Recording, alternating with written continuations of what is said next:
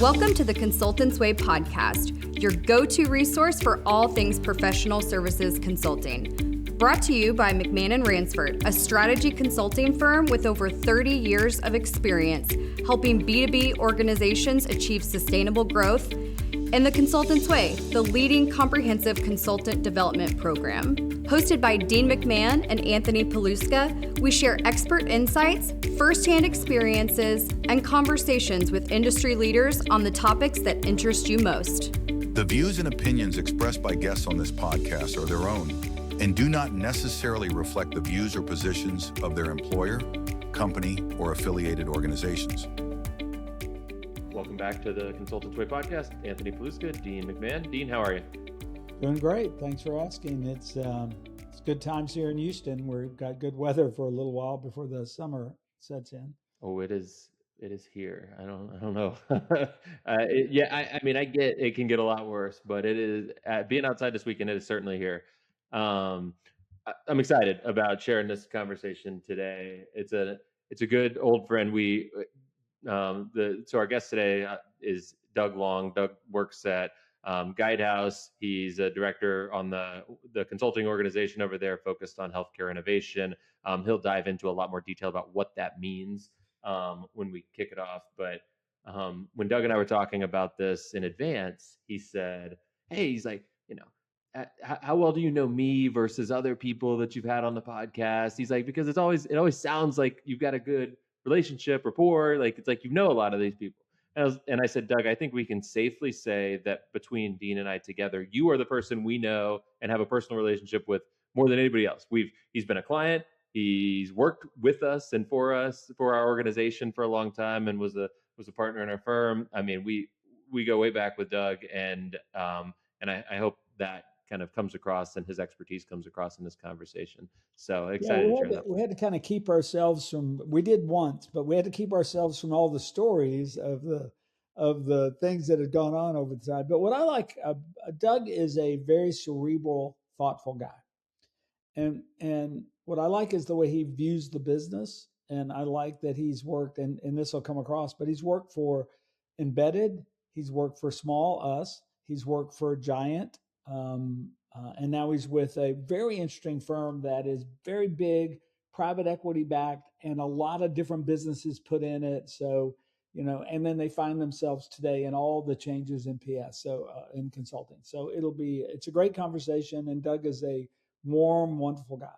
Yeah, no, it's you can definitely hear through the conversation the way that he and the team are thinking through their next steps and adjusting to the market realities. Is he's able to pull pieces from all of those different backgrounds, because although there's so much commonality across consulting and professional services and all those different types of firms, how they view the world and how they approach problems is always a little bit different. And Doug's able to pull from all of those different examples, and I think that puts Guidehouse in a great position, and I think it allows him to share a great perspective as he does in this conversation here. So without any further ado, we'll kick to the interview with Doug. Hey, Doug, welcome to the show. Hey, glad to be here. Yeah, good to see you. Good to see you. So, Doug, we'll have done a little bit on this on the front end, introduced you, but if you don't mind, give the audience a little bit of background and tell everybody about yourself. And your experience in professional services specifically. Don't let Dean get you down the path of your childhood, any of that. I can't remember. Who was your first girlfriend? I mean, can you start right there? Yeah, so we start there? No. And I'll do since it's just had Mother's Day, I'll do her the courtesy of leaving her mostly out of that discussion as well. But no, I've got about 33 years, I think it is now, hard to imagine, of healthcare consulting, one sort or another. Had experience in large pure play, small pure play consulting, captured professional services, where along the line I met Mr. McMahon probably 20 some years ago now. We were at GE Healthcare as a client, and then spent a few years with McMahon and Ransford along the way, helping other professional services firms build their business. Currently, I am at Guidehouse, which is a large, mostly pure play consulting firm. We have some managed services co-leading what we call our revenue cycle automation, revenue cycle modernization, automation innovation practice, where we're bringing together a lot of the agentic AI and leading tech like that into how do we change the way we've done revenue cycle work in the past to take advantage of what that brings to the table now. I see you chose a very small, easy to memorize name of your practice. Yeah, I would. If I had the chance, I'd probably say that again. Yeah. Well, we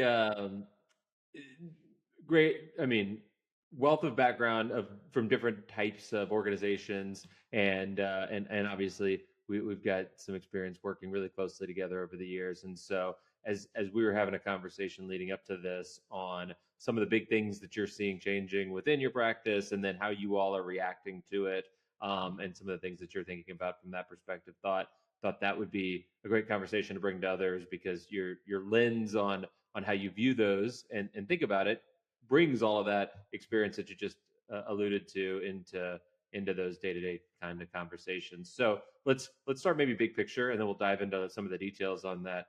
Let's think about kind of, and help set the stage for us. The market is evolving, in your market in particular, but across the board. And you all are doing quite a bit from um, making some differences in your offers and how you deliver and how you engage your market as a result of that. So if you don't mind, just maybe set the stage on, wait, what's happening in the market generally, and big picture, what are you all kind of working on right now, and then we'll take it from there.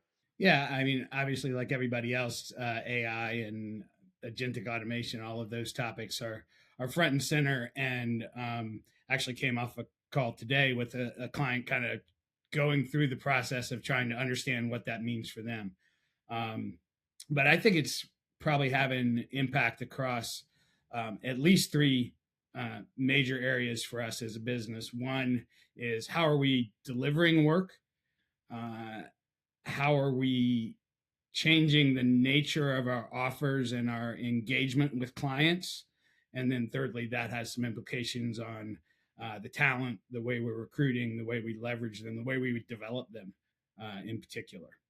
Yeah, so let's maybe break each of those down a little bit. So on delivering work, and I get your point on talent being the outcome of our delivery model changes and our offers change, therefore our talent model changes a bit. So um, what's changing about the delivery model today to account for what the market's asking for, or maybe even where you see the market headed? Yeah, I think a couple things are happening there. First and foremost is where AI and new tools like that can play a factor sort of internally, and our ability to do analysis faster, come to outcomes faster, and in the technology specific side of the space, deploy solutions much more quickly than we used to be able to do before. So it really changes from the idea of spending a lot of time with junior talent, crunching through data, producing deliverables, to really the quality of the outcome and understanding what that is. So in our practice, we take what I would call a process or an operational view of the problem first, and really try to break down the operations to understand the outcomes, and then figure out how to apply different pieces of technology all the way along that process. So from the perspective of AI making the analysis part of that faster, we can do things like record shadowing sessions with clients, and it can analyze us and tell us, give us time studies and all those kinds of things that used to take a long time to do. So we're able to drive through that part of assessments, which nobody really liked being assessed, right? Everybody always has trouble paying for another assessment. We can do that much more faster. So it can be cheaper, it can be higher margin, and honestly can go from things like sampling data to actually having looking at more comprehensive sets of data. Yeah, so as you start talking about some of that, and I want to come back to how you're thinking of, right, changing your role as a leader and not reviewing your junior team talent, and even like right what it sounded like you described as like AI is now a member of the delivery team, right? But what you were talking about at the end there starts to bleed into your other topic, which is around um, what you're delivering is changing, right? The value prop of that is changing, and certainly like what the customer and client is receiving from you feels different from them. Is that intentional? I mean, like intentionally saying we're going to restructure our offers because they're asking for this, or is this just this natural evolution of as you all continue to improve the things you've always done? This is just it looks and feels different, but it's at its core the same offering. Does that No, I think it is fundamentally different. So I think there's kind of two advisory plays in this space. I'm sure there's many more, but at a high level, there's sort of agnostically advising clients on how do they build their internal AI capabilities and that kind of thing. Within our practice, we're not doing a lot of that. We actually kind of stepped back from the market and said, within revenue cycle is where we started, and we're starting to move into adjacencies, managed care, supply chain, other financial levers for hospitals. But we started in revenue cycle and said, where can these technologies really fundamentally change the game? So if you think about something like denials, we now have the ability to aspire. I don't know if we'll ever 100% get there but at least aspire to eliminate denials that are caused by our own internal processes. And there's a lot about the way that technology is structured that drives that. But I think what's important in this contract is we said, okay, well, if we can do that, how can we package a solution that includes that technology, but really wraps it, embeds it, infuses it with advice and insight along the way. And so those can be much longer term engagements, much higher value engagements, both for the clients, but also for our firm as a whole. Okay, so on that topic, right? You've been shifting from the traditional, and correct me if I'm oversimplifying this, right? But the traditional view of we're going to come in, you're a healthcare, well, pick on rev cycle, right? You're a hospital, you have there's always the opportunity to find money that is lost somewhere in the process because of all the complexities and because of the human error that just naturally occurs, even if you have the best processes and everything like that in place. And there were lots of times where we would have kind of project-based engagements. You would do some of those assessments. We would find out where the biggest drivers of leakage or something like that is in that system, and we'd band-aid them. And then 6 months later, 12 months later, something like that, inevitably something else would have happened, and that hospital has a new problem, and there's new untapped opportunities for a firm like you to come back in and continue to fix that. So there's this constant cycle of kind of project-based episodes where you all get involved and add value, help the client out, and then they feel like they've been fixed until they're not anymore. And that seems like that's what's shifting from that model of working with a client, which is still maybe a long-term relationship, to one that's maybe a more intentional long-term relationship that says, how do we support them with the technology and the long-term advice to help guide them through? How do you actually kind of live in the future state of this all working really well with our resources and our tools together in more of a managed services, advisory services type play? Is that part right? Like, yeah, no, that's largely right. I think, historically it's been traditional project-based transformation, right? And inevitably, particularly in this space, right? Regulatory changes, environmental changes, new payer rules and contracts, all those kind of things can cause slippage. And then you have the kind of normal inertia, right? We don't sustain the changes we put in place. And so now, or in the past, we sometimes would then have maybe an analytical type of solution that we'd come in every quarter and reevaluate how you're doing, and get some stickiness through that. But now with the ability to kind of think of this as a digital workforce, or a hybrid digital human workforce that's enabled through our solution, we have that constant stickiness. And so we're seeing kind of data coming across daily and real time to be able to say, we're not going to wait for a trend to happen on the back end. We're going to look at an N of one and say, what is that a trend that might develop? And is it something we need to change? Is it could be just break fix in kind of the technology, but it might also be a process problem. Could be new payer regs, all those kinds of things. So you can have that kind of advisory role embedded in day-to-day interactions with the clients. Yeah. So yeah, you're there becoming a more trusted and valued partner of them, anticipating problems and seeing around corners on their behalf because you have the expertise, but also the exposure to information now to be able to support that. So obviously that's a different model, right? So what is that change? Because we talked talent a little bit as your third bullet there. What does that change about what's required of your team and of yourself? And does it change the skill mix? Does it change the level of intimacy? Does it change the number of accounts an individual can cover at a given time? Right? What about the talent model is evolving as a result of this? Yeah, I would pick up on something you said earlier about AI is almost a member of your team now, and that's interesting. We do talk about that hybrid digital workforce with our clients a lot, but I hadn't thought about sort of how does that apply, and it really does to our own work. But I think that means a few things in terms of how we think about talent on the team.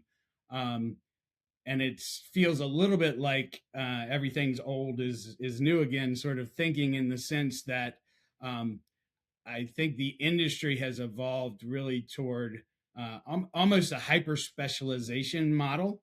So when I first was doing revenue cycle work in the 90s, revenue cycle was considered hyper specialized within a healthcare practice, right? We now have gone beyond specialization just in front, middle, and back to even talk about people at more senior levels that are specialized in things like payment posting, right? That type of thing.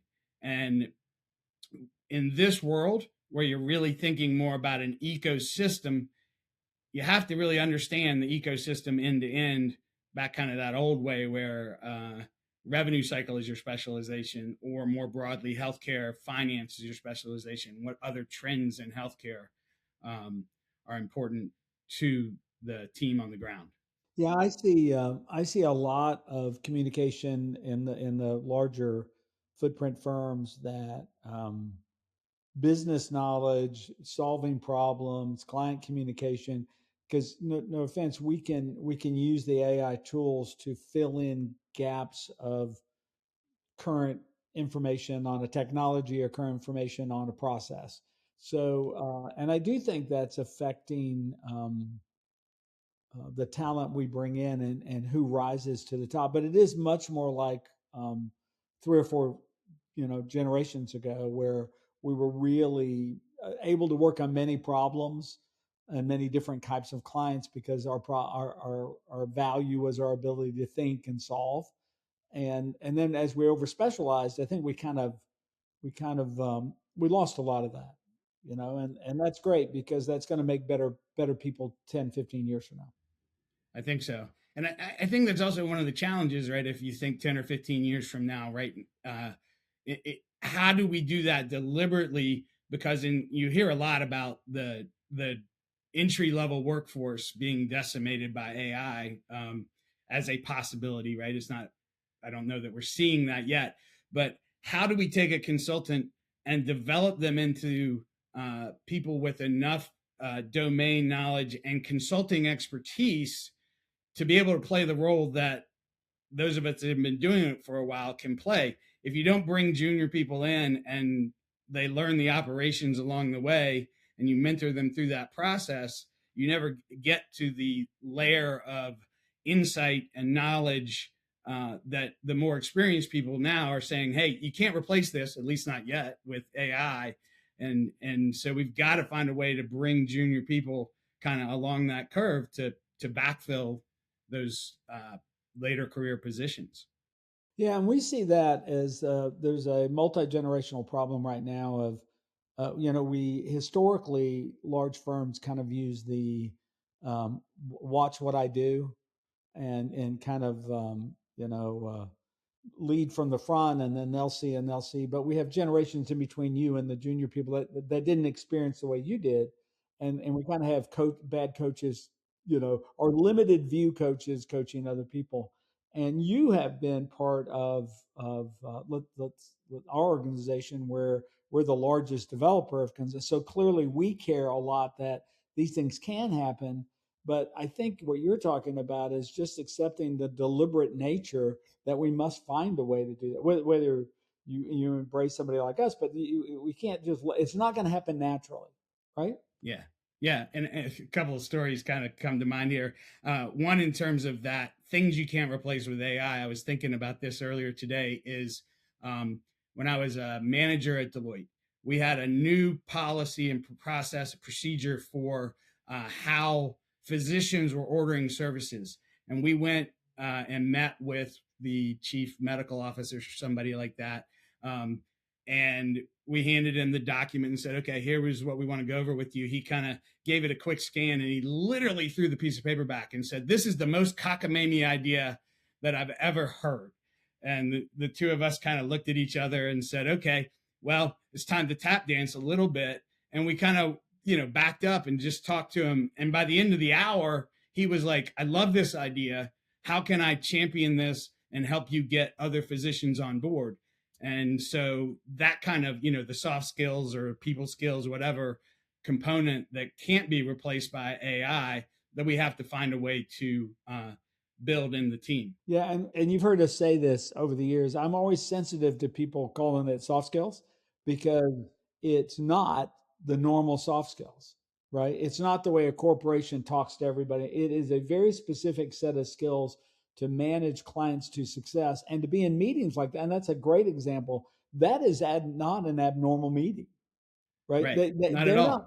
They're not breathlessly waiting for us to bring things into the executive office and say, "Oh my God, thank God." No. First of all, this is a big change.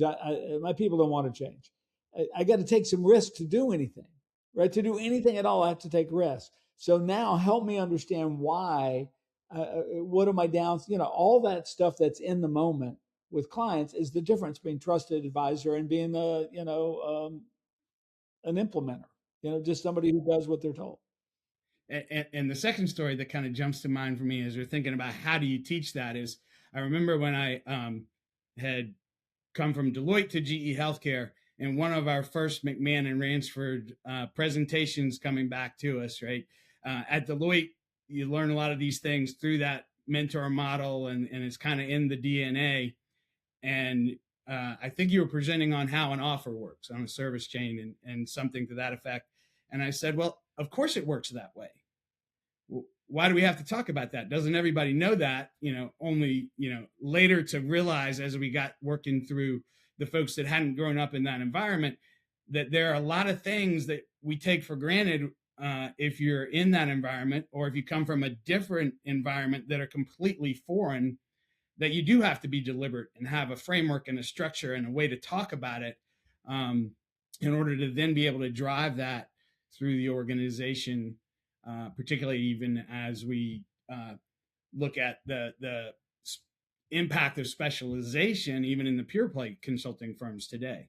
Yeah, and we think about a firm like, sorry, Anthony, we think about a firm like yours that is a significant size, but made up of different parts, right? It didn't grow over 300 years. And then we think about common language, common frameworks, all these things that help everybody understand shorthand, like you would have had at Deloitte or I'm XPW. That you just said one word, right? And everybody, oh yeah, he's talking about that, yeah. So the efficiency matters, but let's get back to the this challenge of junior people. I speaking of the big firms, I attended a meeting with one of the big firms, and they said they're going to a Christmas tree instead of a full pyramid. And I didn't get to follow up exactly what that meant, but it meant less hires. I know that. Right. I mean, I can see the potential for the pyramid to narrow a little bit because we can be more efficient at some of the work that we relied on junior staff for in the past. But I think it's really important that we try to avoid becoming a diamond or a Christmas tree, whatever the case may be, because no matter how hard we try to recruit, right, it's an industry that sometimes people come in, they get some great experience, and they move on, right? Whether it's the travel or whatever else, it doesn't match their long-term goals. I don't know that there's any way to avoid some of that, and you've got to have a plan to kind of have those people develop and fall out. That almost requires a pyramid, I think, to be successful.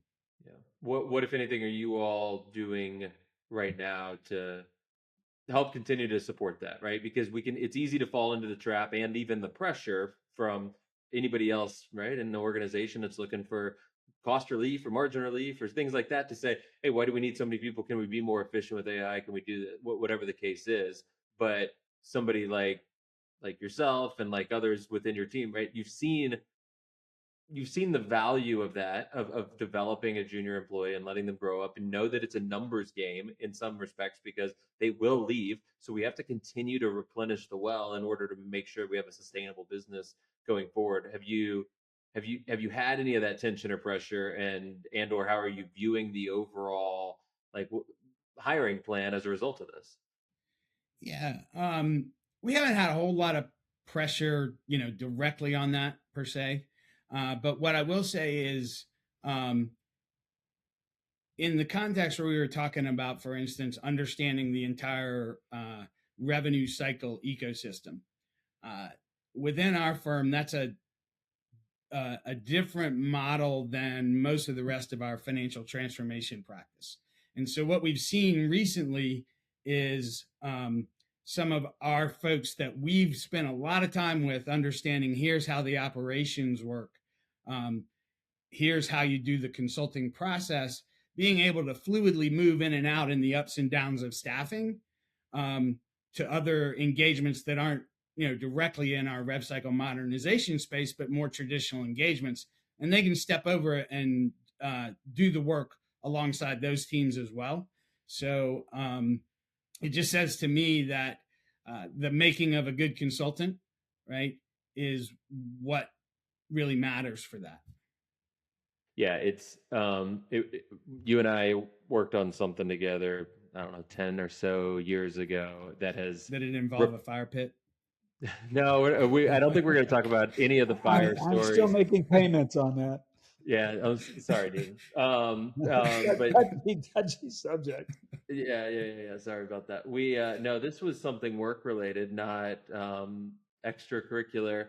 But we worked on something together that has resurfaced quite a bit lately, and I wonder if it's part of this pendulum swing you're talking about of what's old is new again in terms of the generalist nature of everything, which is organizations almost needing, and this exists kind of across the board, but it certainly presents itself in very specialized domains, healthcare being one of them, where you have a generalist track and career track within your consulting where that group is trained and is developed to be expert consultants that grow up and can manage projects across multiple disciplines and can solve all these things. And that skill set is rewarded in a different kind of way than your subject matter experts, which are your deep experts that are required for certain engagements. And for a while, it seemed like a lot of organizations were hiring subject matter experts and trying to ask them to play the generalist role without giving them the enablement or the support or even the infrastructure to do that. And now they're in a situation just like this one firm was 10 years ago. And I'll tell you offline if you don't remember the one I'm specifically thinking of, that they're in a situation now where their SME side is so bloated. So the thought of scaling and growing their team is like, well, let's just add more SMEs. And so in this world where we're trying to figure out the right pyramid or Christmas tree shape of our future org, we've got this problem over here where the current resources we have don't really scale. And so they either have to be developed or we have to grow the other side of that track, right? That generalist and that consulting expertise track. So it does feel to me like there's this shift away from specialization or subject matter expertise as the most valuable asset in a consulting organization to consulting skills that can be applied across a bunch of different projects, client situations, what have you, being more and more valuable to consulting organizations than it has been in recent memory. Is that something you're seeing? Yeah, it is. And we're going through a lot of work right now on how do we manage accounts differently, right? How do we grow accounts? And I do think that there are, varying levels of comfort from folks that are deep specialization and they came in for a specialization. There sort of a tendency to think of it much like a system implementation is I came in to solve a problem and get out, as opposed to I came in to solve all of my clients' problems and stick around. Um, and I do think we are also at a point where the deep subject matter expertise is also expected from the industry.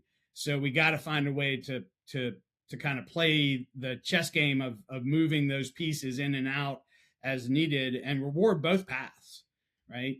Which is challenging, but I do think what you described is probably the direction we've got to lean back on building up that consulting specialist track that is also how do you manage a client, how do you manage an account, how do you grow an account as well.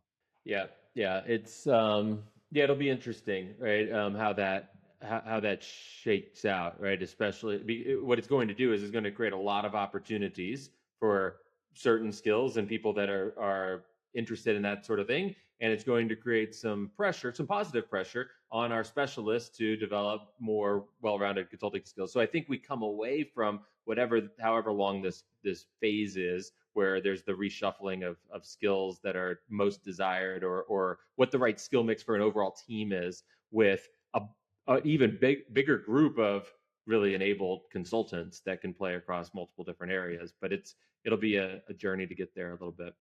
Yeah, and I think one of the challenges that I've seen in handled different ways is how do you incent the right teamwork right around that, because it's easy to be focused on individual metrics that undermine some of that teamwork, and it's easy to make it too teamwork oriented that doesn't drive the individual incentives as well. So striking the right balance on that, I think, is critical, particularly at the leadership level. Yeah, that plus managing the feedback and the whole cycle of being a consultant. Hey, Doug, we really appreciate you coming today. We will have you back, but and we didn't get a chance to go into all our stories.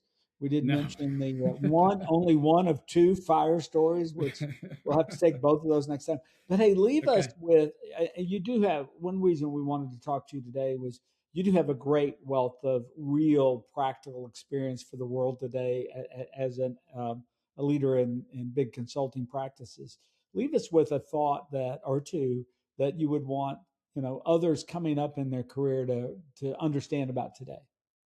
I think there's a couple things that really are key drivers they're really hard to hire for accurately, but will drive success. So one of those is just the intellectual curiosity to want to know more, and to want to know more of the adjacencies and even not immediate adjacencies. So bringing that to the table, and then the ownership of not just your career as a whole, that's super important, but as you step into it, learning what the consulting idea of owning whatever your assignment is and all of that. As we have new folks joining the team and they're sitting back, tell me what to do, we have to quickly correct that and say, okay, things like start the work, and then we evolve. And so that's a different mindset than I'm finding a lot of folks come in, and the people that are thriving really do well with both of those. Well, thanks so much, buddy, and always a blessing to see you. And likewise, it's one of the highlights of the month that I got to talk to you. Yeah, well, thanks for having me. And Anthony too, but I don't know what his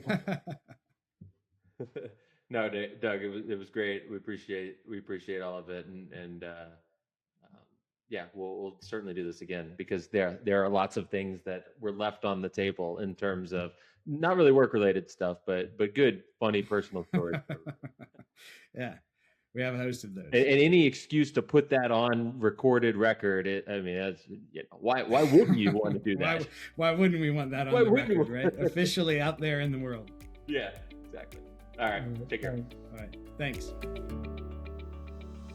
Well, I hope you enjoyed that conversation with Doug. As we talked about during that conversation, there's such a pressure right now on skill development and transformation of professional services and consulting teams, brought about by everything from, as Doug mentioned at the end, owning the assignment and the mentality that it takes to be a consultant, to how do you manage and be more of that generalist type consultant that knows how to manage clients and do things like that. That's the problem we solve every day over at the Consultant's Way. If you want more information, you can find us at www.consultantsway.com. If you want to hear more like this kind of conversation, you can follow us on YouTube, Spotify, Apple Podcasts. You can also reach out to Dean or myself with any questions or comments or future guests at our LinkedIn pages, or you can always email the show at podcast@consultantsway.com. Thanks, everybody, and we'll see you next time.